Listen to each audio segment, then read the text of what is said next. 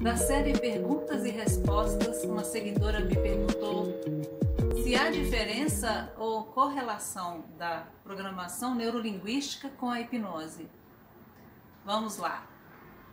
A programação neurolinguística é uma proposta de modulação, de modelação do pensamento com fins definidos. Nós já estudamos e já percebemos por N amostras que quando uma pessoa tem um pensamento proativo, assertivo, objetivo, ela tem mais facilidade em alcançar as metas e o crescimento que deseja. A terapia cognitiva comportamental também atua de um modo semelhante quando, por meio de exercícios, técnicas, ensina o cérebro a trabalhar com fins terapêuticos para ajudar a pessoa a deixar os vícios, os comportamentos negativos, autodestrutivos. A programação neurolinguística utiliza a linguagem principalmente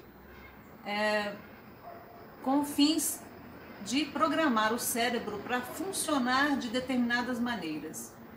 Algumas características são usadas, particulares a essa ciência, que garantem a eficiência desse processo.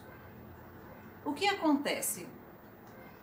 Quando a gente se depara com pessoas que estão com as vidas desorganizadas, a vida não anda, os projetos não são criados ou não são concluídos, é muito comum observarmos que essas pessoas não têm foco, por N motivos também. A questão do foco está relacionado a vários fatores, como o fator ambiental, onde a pessoa foi criada, em que não havia muita organização, não existia foco, ou seja, não foi aprendido isso, não foi um valor passado. Nós temos a questão dos transtornos de atenção, que atrapalham muito a pessoa organizar o pensamento no sentido do que é prioritário, do que é médio, do que é dispensável, de modo que o foco fica prejudicado nesse sentido. A pessoa fica confusa, desorganizada e a vida não anda de fato, porque há uma dificuldade muito grande de se estabelecer prioridades. Uma organização cognitiva tem muito a ver com a estrutura neurofisiológica. Outras questões também que são relacionadas a isso é quando, por motivos emocionais, pessoas se vinculam a climas familiares ou profissionais extremamente patológicos e ela se sente refém e não encontra maneiras de se livrar. Isso também prejudica a organização das metas, dos propósitos de vida, porque ela se sente rendida, se sente cúmplice e refém desses padrões. Num processo terapêutico, são observadas essas características, são investigadas, identificadas, e a partir daí é feito um trabalho de reeducação psíquica ou psicoeducação.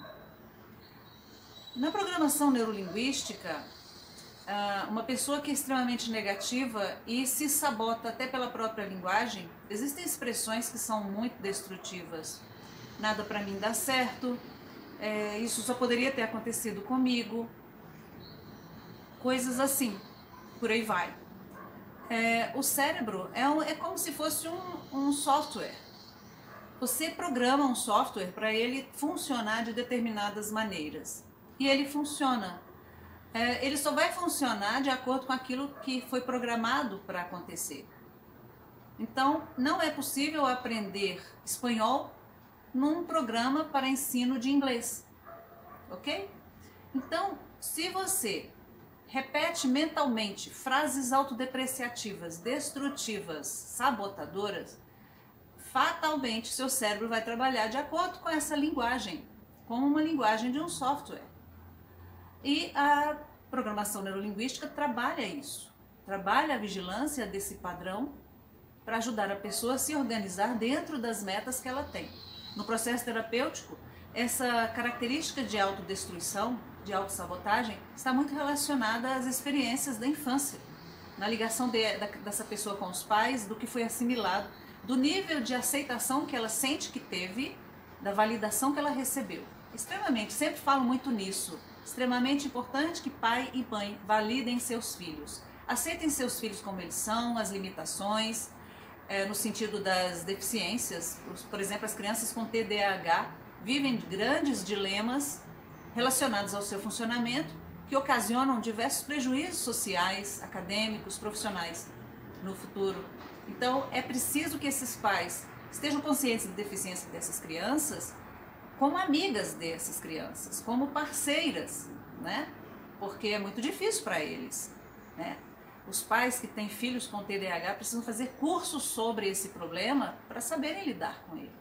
Então, voltando ao assunto, a hipnose ericksoniana trabalha muito com essa programação neurolinguística.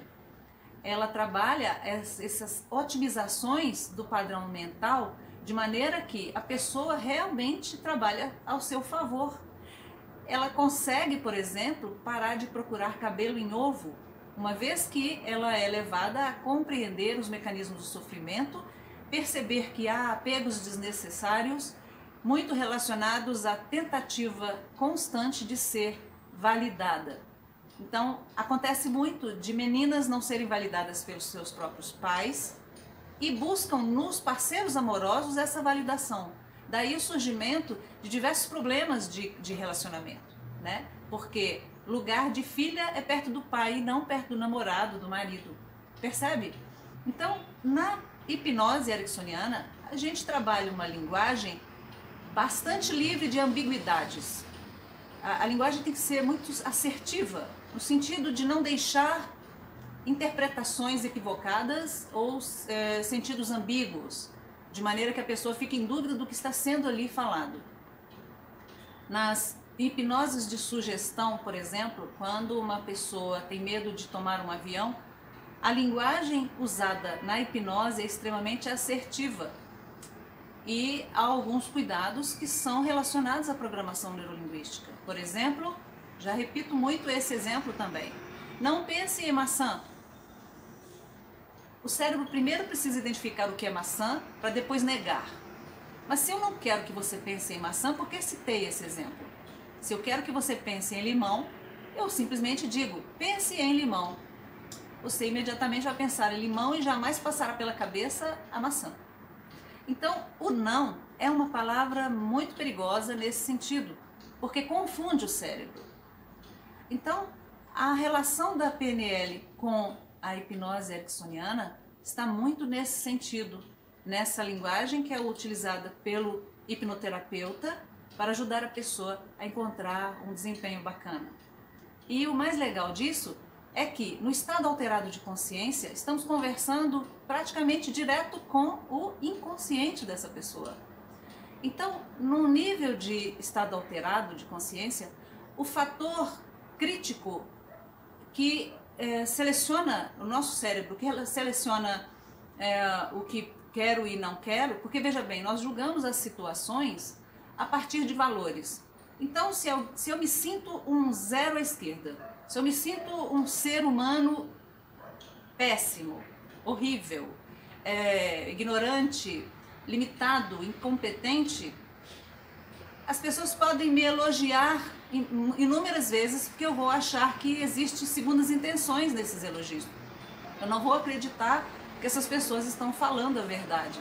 Quando eu estou consciente, ouvindo uma pessoa falar comigo e ela me elogia, eu não vou acreditar. Eu vou pensar, o que essa pessoa quer de mim? Por que ela está falando essa mentira? Ok. No estado hipnótico, esse crivo não existe. Eu estou totalmente aberta ao que está sendo falado. Eu estou sendo totalmente receptiva ao que está sendo falado, porque eu estou livre desse crivo negativo sobre mim mesma. É como se a gente convidasse a pessoa a alcançar um nível de consciência mais racional, livre. Então, é muito interessante o resultado, porque é muito sólido o resultado. Nós convidamos a pessoa a permanecer num nível de consciência saudável, racional, equilibrado, um nível em que é possível ver as coisas como elas são. Daí aproveita a oportunidade para falar sobre a aceitabilidade da hipnose no campo terapêutico. É comum vermos pessoas que têm um pouco de receio de fazer o tratamento com hipnose, porque de fato, quando uma pessoa se senta num divã, num sofá, para fazer um tratamento com hipnose, ela precisa confiar muito no terapeuta que está com ela. Ela está se expondo, ela está se colocando como um bebê no colo desse terapeuta. Como se diz, eu preciso confiar nele para que eu alcance a cura que eu preciso, o tratamento que eu preciso. E nem sempre a gente tem essa condição de confiar, principalmente as pessoas que já passaram por grandes frustrações pela deslealdade e desonestidade das pessoas, né? Então, é preciso que haja uma seleção cuidadosa a respeito do terapeuta que vai atender, né? Porque é um trabalho sério, lindo, precisa haver um embasamento teórico, um curso de psicologia, medicina, psicanálise. É preciso que haja um embasamento teórico desse profissional para que ele realmente esteja preparado e, inclusive, consciente do seu papel ético. Então, fica essa resposta. Aproveitei o gancho para falar da questão da insegurança, mas aí está a relação da PNL com a hipnose ericksoniana. Se você gostou, compartilhe, curta o canal, mostre para as outras pessoas e a gente se vê numa próxima postagem. Obrigada pela sua atenção.